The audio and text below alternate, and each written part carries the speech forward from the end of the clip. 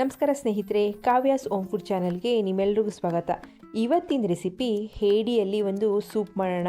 ರುಚಿಯಾದಂಥ soup. ಇದನ್ನು ನಳ್ಳಿ ಅಂತಲೂ ಸಹ ಕರೀತಾರೆ. ನಾನು ಕ್ಲೀನ್ ಮಾಡಿ ಇಟ್ಕೊಂಡಿರುವಂಥ ನಳ್ಳಿ ತಗೊಂಡಿದ್ದೀನಿ. ನಳ್ಳಿನ ಹೇಗೆ ಕ್ಲೀನ್ ಮಾಡೋದು ಅಂತ ನಾನು ಆಲ್ರೆಡಿ ವೀಡಿಯೋ ಅಪ್ಲೋಡ್ ಮಾಡಿದ್ದೀನಿ.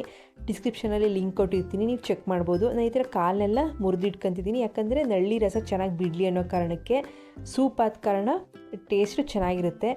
ಇಲ್ಲಿ ನಾನು ಚಿಕ್ಕ ಕುಕ್ಕರ್ನ ತೆಗೆದು ಗ್ಯಾಸ್ ಫ್ಲೇಮ್ನ ಆನ್ ಮಾಡಿ ಸ್ಟವ್ ಮೇಲೆ ಇಟ್ಟು 2 ಸ್ಪೂನಷ್ಟು ತುಪ್ಪ ಹಾಕ್ತಿದ್ದೀನಿ. ಸೂಪ್ ಆಗಿರೋದ್ರಿಂದ ತುಪ್ಪ ಯೂಸ್ ಮಾಡೋದ್ರಿಂದ ಟೇಸ್ಟ್ ಚೆನ್ನಾಗಿರುತ್ತೆ. ನೆಕ್ಸ್ಟ್ ಇಲ್ಲಿ 1 ಬೆಳ್ಳುಳ್ಳಿನ ಸಿಪ್ಪೆ ಸಮೇತ ಜಜ್ಜಿಟ್ಕೊಂಡು ಹಾಕ್ತಿದ್ದೀನಿ. ಇದು ಗಾಂಧಾರಿ ಮೆಣಸು. ಇದು ಆಪ್ಷನಲ್ಲು, ನಿಮ್ಗೆ ಇದ್ದರೆ ಬಳಸ್ಬೋದು, ಇಲ್ಲಾಂದರೆ ತೊಂದರೆ ಇಲ್ಲ. ಇದನ್ನು ಹುರ್ಕೊಂಡು ನೆಕ್ಸ್ಟ್ ನಾನಿಲ್ಲಿ 1 ಸ್ಪೂನಷ್ಟು ಟೀ ಸ್ಪೂನ್ ಅಳತೆಯಲ್ಲಿ ಕಾಳು ಮೆಣಸು, 1 ಸ್ಪೂನಷ್ಟು ಜೀರಿಗೆ ಪೌಡ್ರು, 1 ಸ್ಪೂನಷ್ಟು ಒಣಮೆಣ್ಸಿನ್ಕಾಯಿನ ಕುಟ್ಟಿ ಪುಡಿ ಮಾಡಿ ಹಾಕ್ತಿದ್ದೀನಿ. ನೆಕ್ಸ್ಟ್ ನಾನಿಲ್ಲಿ ಅರ್ಧ ಸ್ಪೂನಷ್ಟು ಅರಿಶಿನ ಸೇರಿಸ್ತಿದ್ದೀನಿ.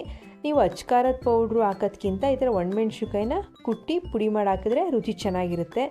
ನೆಕ್ಸ್ಟ್ ನಾನಿಲ್ಲಿ ಅರಿಶಿನ ಹಾಕಿದ ನಂತರ 1 ಟೀ ಸ್ಪೂನಷ್ಟು ನೋಡಿ ಈ ಥರ ಧನಿಯಾ ಪೌಡ್ರ್ ಹಾಕ್ತಿದ್ದೀನಿ. 1 ಸ್ಪೂನ್ ಆದರೆ ಸಾಕು. ಇಷ್ಟು ಹಾಕಿದ ನಂತರ ಇದನ್ನು ಸಿಮ್ಮಲ್ಲೇ ಚೆನ್ನಾಗಿ ಫ್ರೈ ಮಾಡ್ಕೋಬೇಕು. ಗ್ಯಾಸ್ ಫ್ಲೇಮ್ನ ಯಾವುದೇ ಕಾರಣಕ್ಕೂ ಮೀಡಿಯಮ್ ಆಗಲಿ ಹೈ ಆಗಲಿ ಕೊಡಬಾರ್ದು. ಸಿಮ್ಮಲ್ಲೇ ಚೆನ್ನಾಗಿ ಒಂದು 30 ಸೆಕೆಂಡ್ ಫ್ರೈ ಆದ ನಂತರ ಈಗ ಕ್ಲೀನ್ ಮಾಡಿ ಇಟ್ಕೊಂಡಿರುವಂಥ ನಳ್ಳಿನ ಹಾಕ್ತಿದ್ದೀನಿ.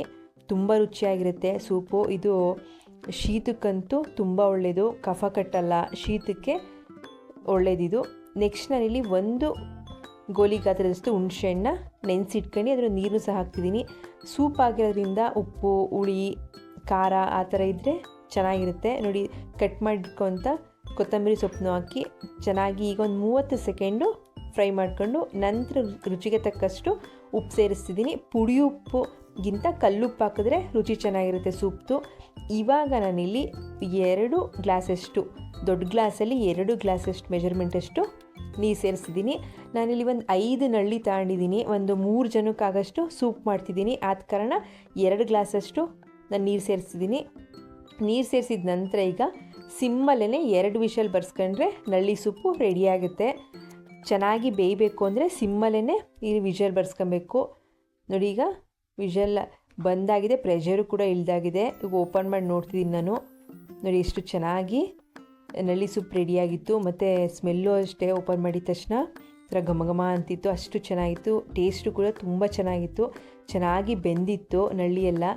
ನೋಡಿ ಎಷ್ಟು ಚೆನ್ನಾಗಿ ಬೆಂದಿ ಅದರ ರಸ ಎಲ್ಲ ಬಿಟ್ಟು ತುಂಬ ರುಚಿಯಾಗಿತ್ತು. ನೀವು ಒಂದ್ಸಲ ಟ್ರೈ ಮಾಡಿ, ಮಕ್ಕಳಿಗೆಲ್ಲ ಕೊಡೋದ್ರಿಂದ ತುಂಬ ಒಳ್ಳೆಯದು ಇದು ಆರೋಗ್ಯಕ್ಕೆ.